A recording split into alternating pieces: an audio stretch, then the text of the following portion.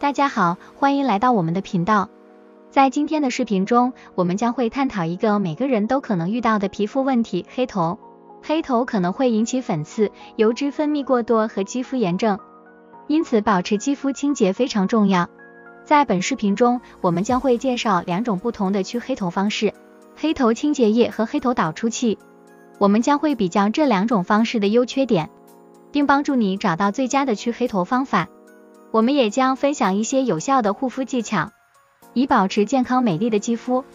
所以请务必收看本视频，了解如何正确护理你的肌肤以解决黑头问题。黑头清洁液是一种清洁产品，可以帮助去除皮肤表面的油脂和污垢，从而减少黑头的形成。这种清洁液通常含有特定的成分，如水杨酸、乳酸或果酸等，这些成分可以深入毛孔清洁肌肤，并帮助去除堆积在毛孔里的油脂和污垢。使用黑头清洁液很简单，首先清洁面部，并将清洁液涂抹在黑头问题区域上，让它在脸上停留一段时间，通常建议不要超过几分钟，然后用温水彻底冲洗干净。需要注意的是，每种黑头清洁液的使用方法都可能不同，所以在使用之前，请务必仔细阅读说明书，并遵循生产商的指示。黑头清洁液可以是一种非常有效的去黑头方法，但是请记住，使用过量或频繁使用可能会刺激肌肤，所以请遵循生产商的建议，以获得最佳效果，并保持肌肤健康和美丽。黑头导出器是一种特殊的工具，通常由金属或塑料制成，可以帮助把毛孔内的黑头和白头挤出来。这种工具有不同的形状和大小，可以选择适合自己肌肤的类型。使用黑头导出器的步骤如下：第一步，洗净面部，用温水蒸汽敷脸5到10分钟，以帮助软化黑头。第二步，选择合适的头部，将黑头导出器的圆形端放在黑头上，并轻轻按压。第三步，如果黑头没有被完全清除，请重复这个步骤。第四步，用冷水或收缩性爽肤水清洁面部，以帮助收缩毛孔。需要注意的是，使用黑头导出器时要非常小心，以避免对肌肤造成伤害。请使用温和的压力，并不要在同一个区域使用过多。另外，请确保在使用前和使用后彻底清洁黑头导出器，以避免细菌感染和其他肌肤问题的发生。总之，黑头导出器可以是一种非常有效的去黑头方法，但请小心使用，以避免肌肤受损。在前面的视频中，我们介绍了黑头导出液和黑头导出器两种方法来解决黑头问题。现在我们将对它们进行比较，以便您可以更好地了解它们的区别和优缺点。首先，让我们来看看黑头导出液。黑头导出液是一种特殊的清洁液，通常含有水杨酸、果酸等成分，可以软化黑头，使其更容易被清除。黑头导出液的优点是，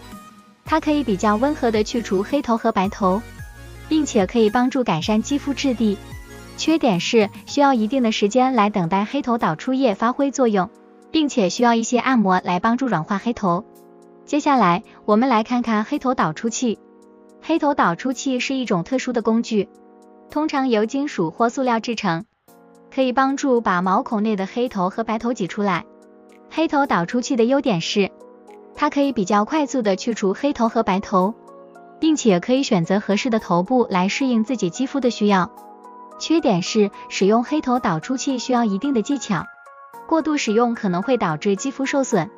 因此，我们可以根据自己的肌肤状况和需要来选择使用黑头导出液或黑头导出器。无论使用哪种方法，都需要小心使用，以避免对肌肤造成伤害。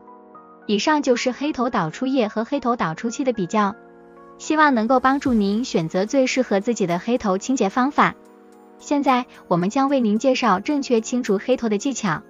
以帮助您避免对肌肤造成伤害。首先，我们需要注意清洁。在清洁肌肤之前，最好先用温水蒸汽敷脸，以帮助软化黑头，使其更容易被清除。然后使用温和的清洁剂清洁面部，可以使用轻轻按摩的方式帮助清洁。其次，对于黑头导出液的使用，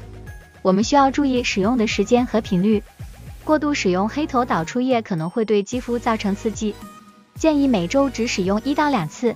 而且使用后需要使用收缩性爽肤水来帮助收缩毛孔。对于黑头导出器的使用，我们需要注意选择合适的头部来适应自己肌肤的需要，并注意使用的力度。使用过度的力量可能会导致肌肤受损，甚至导致出血。最后，为了避免黑头的再生，我们需要保持面部清洁，并注意饮食和生活习惯，多喝水，多吃水果和蔬菜，避免油腻食物和熬夜等不良习惯。以上就是正确清除黑头的技巧。希望这些提示能够帮助您更好地保护肌肤，并减少黑头的产生。感谢您观看我们的视频，希望本视频为您提供了清除黑头的有用信息。在本视频中，我们介绍了使用黑头导出液和黑头导出器来清除黑头的方法，并对两者进行了比较。我们还分享了一些正确清除黑头的技巧，包括注意清洁、注意使用时间和频率、注意使用力度，以及保持面部清洁和良好的饮食和生活习惯。最后，我们希望您能够根据自己的肌肤需要和个人喜好，选择适合自己的方法来清除黑头，同时保护您的肌肤免受伤害。谢谢观看，我们下次再见。